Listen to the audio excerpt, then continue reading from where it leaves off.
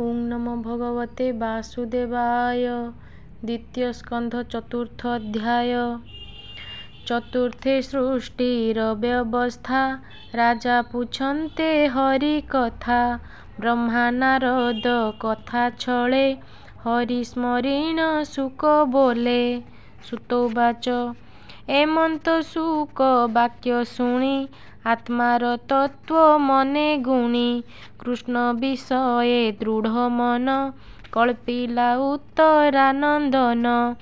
आत्मा कलत्र सुत गृहे। पशु द्रवीण बंधु स्नेहे। राज्य संपद जेते आस।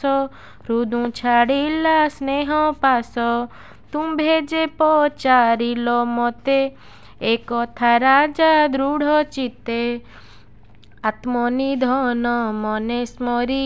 वेद वचन अनुसरी। कृष्ण विषये दृढ़ चित्त। निश्चय करी परीक्षित। कृष्णर भाव जानिबारे। पुनि पुछई आर बारे। राजा परीक्षित उवाच हे सुक तुम्भर वचन। कृष्णर जेते गुण कर्म। ଯାହା ଶୁଣନ୍ତେ ପାପ ହରେ। ପବିତ୍ର ବାହ୍ୟ ଅଭ୍ୟନ୍ତରେ। ଶୁଣିୟ ଜ୍ଞାନ ମୋର ଗଲା। ତୁମ୍ଭ ପ୍ରସାଦ ଯେଣୁ ହେଲା। ସେ ହରି ଆତ୍ମ ମାୟା ବଳେ। ସୃଷ୍ଟି ସଞ୍ଚିଲେ ଏ ସୟଳେ।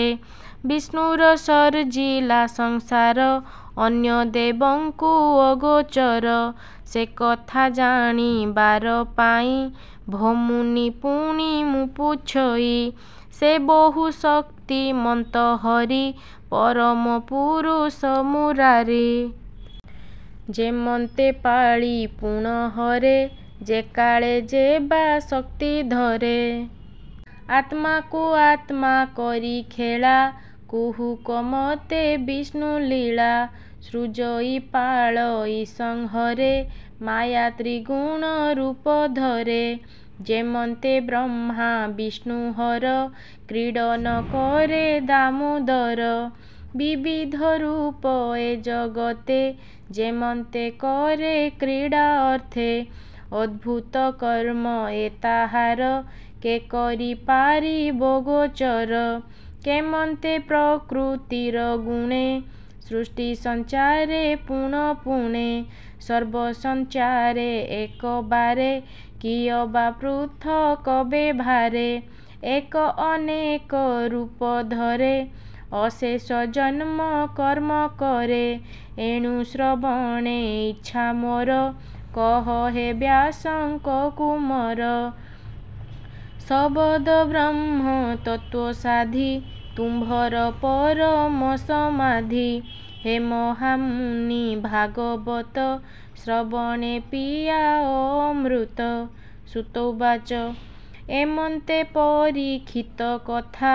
ପୁରୁଷୋତ୍ତମ ଗୁଣ ଗାଥା।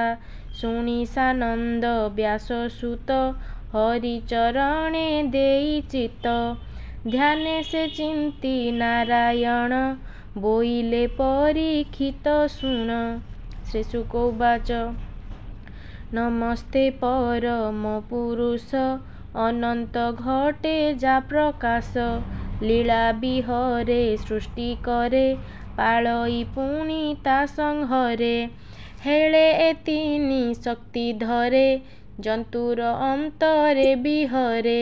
ତେଣୁ ତା ମାର୍ଗ ଉପଲକ୍ଷ୍ୟ। କରିବ କାହାର ବା ଶକ୍ୟ। ନମସ୍ତେ ଜଗତ ଜୀବନ। ସାଧୁଙ୍କ ବୃଜି ନ ଦହନ। ଅସାଧୁ ଦମନ ବେଭାର। ଅଖିଳ ଜନ୍ତୁ ରୂପ ତୋର। ପରମହଂସଙ୍କ ଆଶ୍ରମେ। ଯେ ଅବସ୍ଥିତ ପ୍ରାଣୀମାନେ। ତାହାଙ୍କ ଆତ୍ମ ତତ୍ତ୍ୱଦାତା। ନିରତେ ତୋର ପାଦେ ଚିନ୍ତା। ନମସ୍ତେ ଶାଶ୍ୱତ ବତ୍ସଳ। କୁଯୋଗୀ ଗଣେ ଅଗୋଚର। ସମେ ପ୍ରକାଶ ସର୍ବଠାରେ। ଜନ୍ତୁଙ୍କ ବାହ୍ୟ ଅଭ୍ୟନ୍ତରେ। ଐଶ୍ୱର୍ଯ୍ୟ ପରମ କାରଣ। ଯେ ନିତ୍ୟ ସ୍ୱଧାମ ଧାରଣ। ଯା ନାମ ଶ୍ରବଣ କୀର୍ତ୍ତନ, ଯା ରୂପ ଦେଖିଣ ନୟନ। ନ ମିଳେ ଯାହାର ଚରଣ, ସ୍ମରଣ ପୂଜା ସମର୍ପଣ। ଜନ୍ତୁଙ୍କ କଳମସ ନାଶଇ, ଯେ ସର୍ବମଙ୍ଗଳ ବୋଲାଇ। ଯେ ହରି ଶରଣ ସୋଦର, ତାହାଙ୍କୁ ମୋର ନମସ୍କାର। ପଣ୍ଡିତ ଜନ ଯାର ପାଦେ, ସେବା ସମ୍ପାଦି ଅପ୍ରମାଦେ। ଆତ୍ମାର କଳମସ ନାଶନ୍ତି, ଜନ୍ମ ମରଣେ ନ ଡରନ୍ତି। ଆତ୍ମାର ଶ୍ରମ କରି ଶାନ୍ତି, ଅନ୍ତେ ଲଭନ୍ତି ବ୍ରହ୍ମଗତି। ସର୍ବମଙ୍ଗଳ ଦାମୋଦର, ତାହାଙ୍କୁ ମୋର ନମସ୍କାର। ଯେ ପ୍ରାଣୀ ତପ ଦାନ କରେ, ଯଶ ସମ୍ପାଦି ଏ ସଂସାରେ। ସୁବୁଦ୍ଧିପଣେ ମନ୍ତ୍ର ସାଧି, ମଙ୍ଗଳ କର୍ମକୁ ଆରାଧି। ଏଣୁ ଅର୍ଜନ୍ତି ଯେତେ ଫଳ, ତୋତେ ନ ସମର୍ପି ନିଷ୍ଫଳ। ସୁଭଦ୍ର ଶ୍ରବା ନାମ ଯାର, ତାହାଙ୍କୁ ମୋର ନମସ୍କାର। କିରାତ ହୁଣ ଆନ୍ଧ୍ର ଯେତେ, ପୁଳିନ୍ଦ ଚଣ୍ଡାଳ ସମେତେ। ଆଭିର କଙ୍କ ଯେ ଯବନ, ଏ ଆଦି ଯେତେ ଅନ୍ତ୍ୟଜନ। ଦୁଷ୍କୃତ କର୍ମ ଯେ କରନ୍ତି, ଯା ପାଦ ଆଶ୍ରିତେ ତରନ୍ତି। ସର୍ବପ୍ରଭବଶୀଳ ଯେହି, ତା ପାଦ ପଦ୍ମେ ମୁନମୟୀ। ଯେ ହରି ଜଗତ ଜୀବନ, ଆତ୍ମଜ୍ଞାନୀଙ୍କ ଆତ୍ମଧନ। ଏ ତିନି ବେଦ ଯାର ଦେହ, ଯେ ଧର୍ମମୟ ତପମୟ। ନିର୍ମଳ ଚିତ୍ତେ ଯୋଗୀ ଜନେ, ବ୍ରହ୍ମା ଶଙ୍କର ଅନୁମାନେ। ନାନା ପ୍ରକାରେ ଧ୍ୟାନେ ଚିନ୍ତି, ଯା ରୂପ କେହି ନ ଦେଖନ୍ତି। ଯେ ଲକ୍ଷ୍ମୀପତି ଯଜ୍ଞପତି, ଯେ ପ୍ରଜାପତି ଜ୍ଞାନପତି। ଯେ ଲୋକପତି ଧରାପତି, ଯାଦବ ବଂଶ ପତି ଗତି। ସାଧବ ଜନଙ୍କର ପତି, ପ୍ରସନ୍ନ ହୁଅନ୍ତୁ ମୋ ପ୍ରତି। ଯାର ଚରଣ ଧ୍ୟାନ ବଳେ, ନିଶ୍ଚଳ ସମାଧିର ଜଳେ। ବୁଦ୍ଧିକି ପ୍ରକ୍ଷାଳନ କରି, ଯାହା ଚିନ୍ତନ୍ତି ବ୍ରହ୍ମଚାରୀ। ସୁଗୁଣ ନିର୍ଗୁଣ ବିଚାରେ, କହନ୍ତି ଯଥା ଅନୁସାରେ। ସେ ହରି ମୋର ହୃଦଗତେ, ପ୍ରକାଶ ହେଉ ଅବିରତେ।